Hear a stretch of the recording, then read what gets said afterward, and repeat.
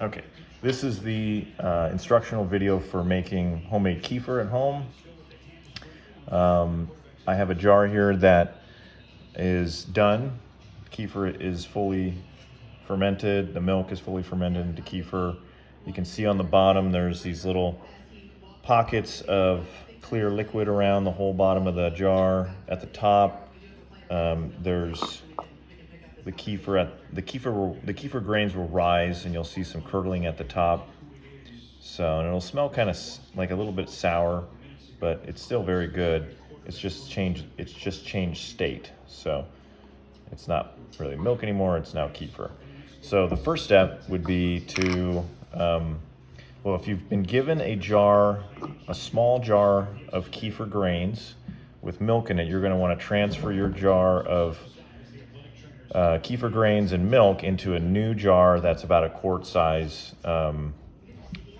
in size. So, and then you will fill the jar up fully with milk, and then you would either put it in the fridge if you don't want the kefir to be ready right away, or you would put the jar on the counter, whatever room temperature is in the house. The colder it is, the slower it will ferment. The warmer it is, the quicker it will ferment. You typically want to aim for about 24 hours for the kefir to take fermenting. That's what from what I understand, they say is best for just taste and how smooth the kefir is. So if you have too many grains, like eventually your kefir grains will grow over time as you feed them with fresh milk. And eventually you'll need to purge some grains because you don't want too many, because it'll make the kefir ferment too quickly. And again, you want about a 24-hour span of time to occur when you're trying to ferment maybe about a quart of milk. So, and a tablespoon or so is appropriate in terms of the amount of volume typically for like a quart of milk to ferment in 24 hours. So a tablespoon of kefir grains. And so a little bit less, it's going to take longer. A little bit more, it's going to take shorter amount of time. So you just have to monitor how many kefir grains you're filtering out each time you make your own kefir.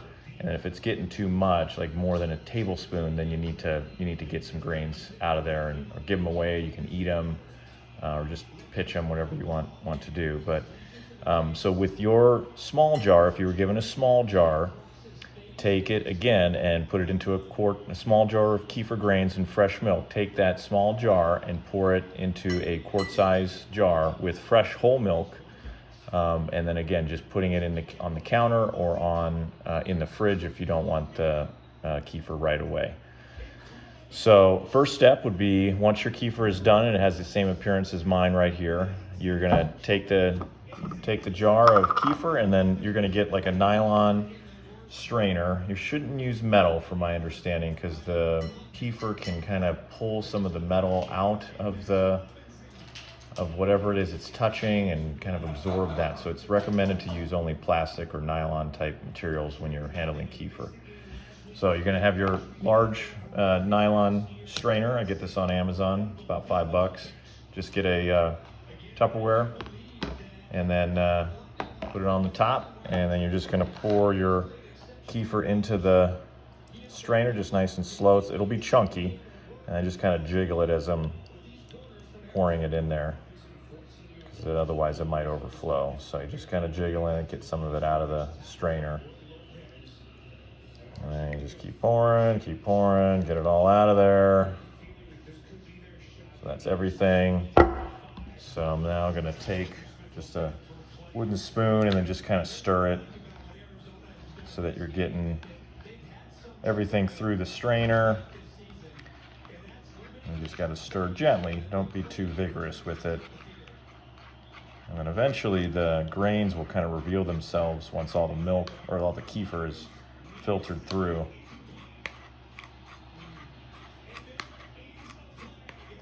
So that is all the kefir out of the strainer, and you can see what's left is just the grains. Probably, again, maybe a little under a tablespoon for what I have here.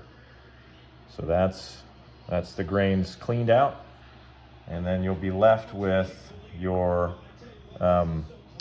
fresh kefir there. That's just fresh kefir right there. So it's just nice, thick, creamy kefir, ready to drink as it is. So what I do is, I won't necessarily show this here right now, but I will clean this jar out. Just get it nice and clean. You don't want to use any, like if you use your regular tap water to clean it initially, make sure it's really dry. You don't want any chlorine remnants in the tap water because it might deter the grains from fermenting. So you make sure it's dry, or rinse it with like purified water, like reverse osmosis water that's free of chlorine. And then put the grains directly back into your jar or vessel that you're using, and then you're gonna pour fresh whole milk into the jar. Just fill it about, not all the way to the top, but leave a little bit left so it can kind of grow. It'll expand a little bit with the fermentation process. So, and then that's it. Cap it. You can cap it loosely because some gas will be kind of emitting out of the jar lid. So you want to allow for the escape of the fermentation gas. So just not a tight seal, but not loose where it's going to fall off. Just not super tight, so some air can escape. And then once it's jars.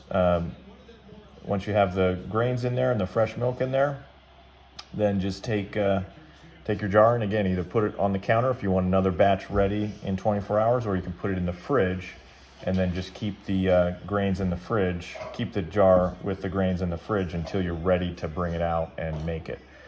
Usually it'll last probably a week, maybe 2 weeks. It depends on the temperature of the fridge. Like if it's really cold in there, it'll take a longer period of time. And then you'll have to, if you haven't made it for a while, you'll have to take the grains out, and because it ferments still in the fridge, it just ferments at a very slow pace. So you'll have to refresh the grains with fresh milk every week or two if you're not making kefir regularly, or else the grains will starve, they'll die. So, but that's it. That's pretty much the whole process. So enjoy the kefir.